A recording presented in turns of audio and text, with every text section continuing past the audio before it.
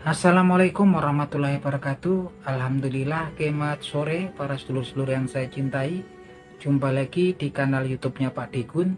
Para sedulur, jadi semalam semua fans timnas sepak bola Indonesia, para pecandu sepak bola Indonesia bersedih ya teman-teman, kita semua bisa menonton timnas kita, timnas kesayangan kita, timnas Garuda, timnas merah putih tak berdaya di hadapan timnas sepak bola Jepang atau Samurai ya teman-teman.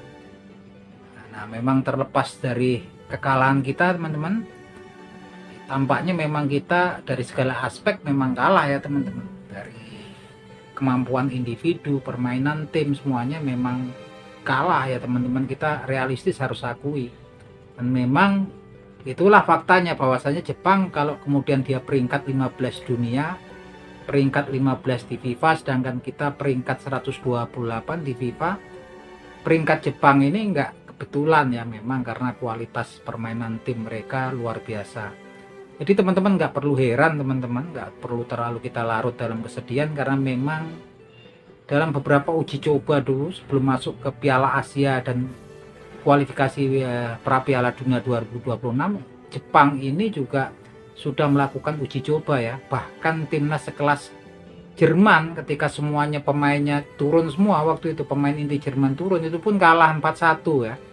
Raksasa Eropa nih yang langganan dulu pihak juara di pihak putaran final Piala Dunia pun kalah ya teman-teman, 4-1. Bahkan Turki pun 3-1 kalah.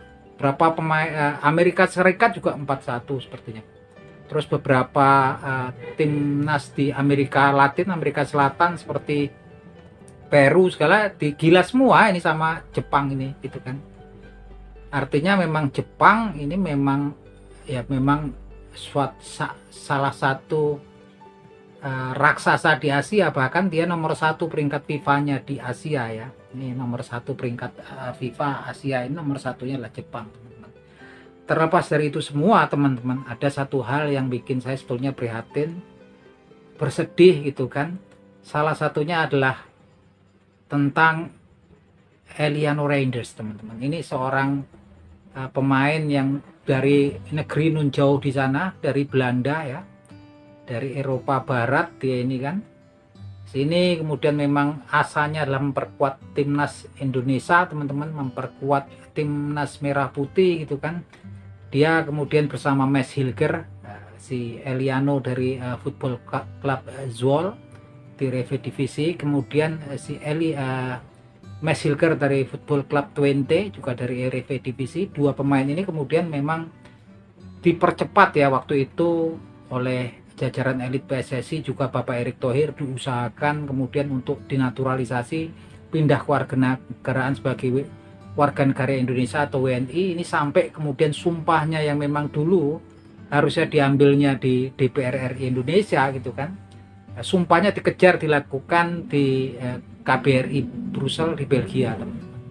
Dan kemudian dua pemain ini kemudian pindah federasi dari KNVB, dari Federasi Sepak Bola Belanda, pindah ke PSSI. Tentunya mereka memiliki harapan yang sangat besar untuk bisa menjadi pemain inti, memperkuat timnas sepak bola Indonesia teman-teman. Tapi ketika laga pertama Indonesia, ketika mereka join pertama kali, tepatnya pada waktu jumpa Bahrain ya teman-teman, di sini Max Hilger langsung menjadi starter ya. Yang jelas Eliano Reinders jadi cadangan, dan dia main sepertinya di menit 70-an sebagai fullback kanan, sebagai pemain cadangan ya teman-teman. Yang anehnya kemudian setelah game itu, setelah partai antara Indonesia jumpa sama Bahrain, kemudian ketika Indonesia jumpa China di Stadion Qingdao di provinsi Shandong Cina sana, ini nama Eliano Reinders nggak masuk kemudian ke 23 squad yang masuk list untuk berhadapan dengan China. Ini menimbulkan tanda tanya besar gitu kan, karena memang PSSI buat apa kemudian PSSI kemudian pontang-panting bekerja keras kemudian untuk mendatangkan Eliano Reinders kalau kemudian nggak dipakai gitu kan. Dan saya juga nggak ngerti gimana perasaan hatinya Eliano Reinders yang mana mendapatkan dukungan ya dari keluarganya, dari bapak ayahnya, dari ibundanya gitu kan, juga dari kakaknya yaitu Tijani Reinders yang saat ini notabene adalah pemain AC Milan dan pemain timnas Belanda, yang mereka memiliki harapan besar bahwasanya putra mereka, keluarga mereka, adik mereka ini kan mereka bisa memperkuat timnas sepak bola Indonesia. Tapi apa yang terjadi ketika jumpa China ini nggak dipasang, nggak dipakai sama si STY. Oke lah kalau kemudian memang dia nggak fit si Eliana Reinders atau kemudian karena cedera. Nah ini masalahnya juga aneh gitu kan, dikatakan bahwasanya Eliana Reinders ya karena masalah taktik dan strategi ini nggak tahu Gumbal Mukio atau apa gitu kan, nggak tahu etikanya seperti apa, perasaannya gitu kan. Ini orang udah sampai kemudian mempertaruhkan ninggalin anak istrinya dia kan, itu kan sampai kemudian pindah jadi WNI. Ini kan memang juga pertaruhan yang besar karena dia punya keluarga, punya istri, punya anak ya. Warga negara Belanda, bapaknya kepala keluarganya kemudian pindah jadi WNI gitu kan, walaupun mereka nggak tinggal di sini gitu kan. Dan ini terulang lagi ketika timnas kita kemarin jumpa Blue Samurai atau Jepang gitu kan. Lagi-lagi nama Eliana Reinders nggak masuk di list 23 pemain yang jumpa dengan timnas Jepang gitu kan. Nggak tahu, kita nggak tahu alasannya apa, cuman ya kalau saya baca di media sosial salah satunya adalah belum ini gitu kan, belum kurang baik gitu. Kurang baik itu apakah permainannya kurang baik gitu kan, ataukah kondisi fisiknya kurang baik, kita nggak ngerti gitu kan. Yang jelas kalau kurang baik, kenapa kemudian didatangkan ke Indonesia, kenapa kemudian dinaturalisasi, kan kasihan orang ini Eliana Reinders ini kasihan gitu kan, sampai kemudian pindah kewarganegaraan kalau kemudian nggak dipakai di sini kan. Saya nggak ngerti apa yang terjadi. Yang jelas ini dari 3 match pertandingan lawan Bahrain, oke lah dia jadi cadangan menit-menit akhir kemudian masukkan. Lawan Cina ini kan, kemudian lawan Jepang kemarin kan. Saya nggak ngerti ini, harusnya memang kemudian pelatih secara objektif juga menjelaskan. Ini kasihan ini gitu, pemain-pemain yang memang kita berharap bisa kemudian bisa unjuk kemampuan untuk kemudian membela timnas kita gitu kan. Saya juga kemudian khawatir kalau kemudian ini karena faktor-faktor yang nggak objektif gitu kan. Karena memang Eliana Reinders ini salah satu yang ngefans lihat permainannya ya di Football Club Zwolle. Dia memang diplot sebagai wingback kiri ataupun winger kiri gitu kan. Permainannya bagus gitu kan. Yang jelas tetap saja STY kemudian salah satu anak emasnya kan Marcelino Ferdinand gitu kan. Soalnya kalau kita bandingkan head to head bukan apa-apa gitu kan, bukan masalah bila ini bila itu, tapi netral kita gitu kan. Menit bermainnya kalau si Eliana Reinders jelas dia selalu sebagian besar karirnya di Football Club Zwolle di Eredivisie Belanda dia jadi starter terus gitu kan.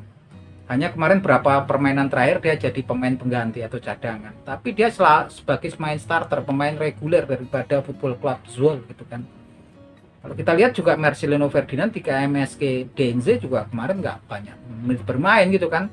Sampai kemudian sekalipun saat ini berada di Liga Championship Inggris di Oxford United, dia juga nggak pernah mendapatkan menit bermain gitu kan. Kalaupun dapatkan menit bermain kemarin kan sekedar ini kan di under 21 ya, under 21 gitu kan, tim U21-nya Oxford United gitu kan. Nah ini hal-hal yang seperti ini gitu kan, mungkin ada baiknya kalau kemudian kita kritisi gitu kan. Karena kasihan gitu kan, orang sudah dari jauh kemudian mau bergabung dengan Indonesia, harapannya besar.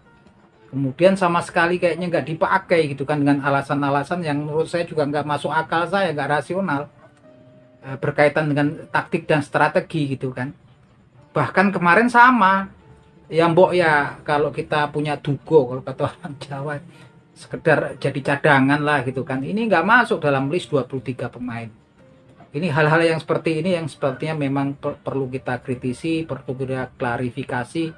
Kita ini juga fans timnas sepak bola Indonesia itu sayang sama semua punggawanya timnas kita gitu kan. Tapi kemudian kalau saya lihat memang perlakuan pelatih ini agak-agak aneh gitu kan. Aneh.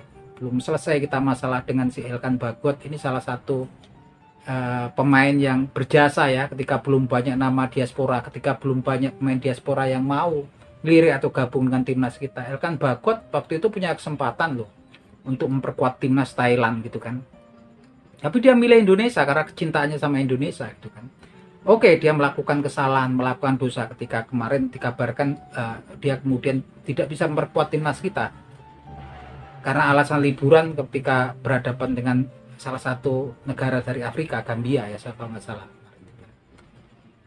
Ini oke lah, dia melakukan dosa atau kesalahan, tapi dia ada jasa-jasanya gitu kan. Terus kenapa kemudian sampai sama saat ini kemudian ya ditebas gitu aja, walaupun saat ini mungkin banyak cerita gitu kan, karena kemudian dia menolak bergabung dengan timnas kita ketika untuk masuk kualifikasi ke Olimpiade gitu kan kemarin kan, playoff gitu kan. Terus kemudian ada yang bilang dia nggak mau balas WA-nya STY, tapi ini kan nggak ada yang resmi, nggak ada yang clear, nggak ada yang jelas gitu kan. Yang jelas hal-hal yang seperti ini sebetulnya PSSI juga mulai menyebatani gitu kan. Kasihan ini orang-orang yang memang kemudian sudah pindah kewarganegaraan, paspornya udah paspor Indonesia gitu kan, harapannya besar di sini, kemudian karena suatu kesalahan atau dosa seakan-akan dosa atau kesalahannya memang nggak bisa kemudian dimaafkan gitu kan. Nah, ini saya nggak ngerti kalau kemudian Eliano Reinders juga memiliki kasus yang sama, kita juga nggak ada yang ngerti gitu kan. Tapi sayang sekali seakan-akan memang juga nggak menghargai PSSI. Gimana PSSI mendatangkan Eliano Reinders, ini proses yang perjuangan luar biasa ya, dipercepat gitu kan. Saat ini sama sekali sepertinya nggak dipakai. Saya takutnya memang bukan karena faktor-faktor yang objektif ya teman-teman. Nah, hal-hal yang seperti ini mungkin yang memang kemudian saya pikir pihak PSSI menyebatani lah gitu kan, mengklarifikasi apa yang sebenarnya terjadi dan menyebatani kalau memang kemudian memang masih bisa kemudian mereka masih bisa lagi memperkuat timnas kita gitu kan. Mereka ini kan memang juga seperti Elkan Bagot khususnya, dia memang ketika belum banyak nama diaspora tertarik memperkuat timnas kita, Elkan Bagot bersedia dan dia turut serta membantu timnas kita kemudian untuk lolos di putaran final masuk ke Piala Asia ya teman-teman. Nah, ini tiba-tiba sekarang hilang begitu saja gitu kan, dan saya takutkan juga Eliano Reinders pun mengalami hal yang seperti itu gitu kan. Alangkah kasihan mereka ini kan, alangkah kecewanya keluarga dan famili mereka di Belanda sana kalau memang kita betul seperti itu adanya. Ini sekedar dugaan ya teman-teman, cuman ya saya harap kemudian harus diklarifikasi agar kemudian lebih objektif lagi lah gitu kan, apalagi dalam pemilihan pemain gitu kan. Nah ini, dan itu kita harap sehingga tidak menimbulkan disharmoni dalam timnas kita, karena saya yakin juga di timnas kita ini kan banyak memang yang keturunan blasteran antara Indonesia Belanda.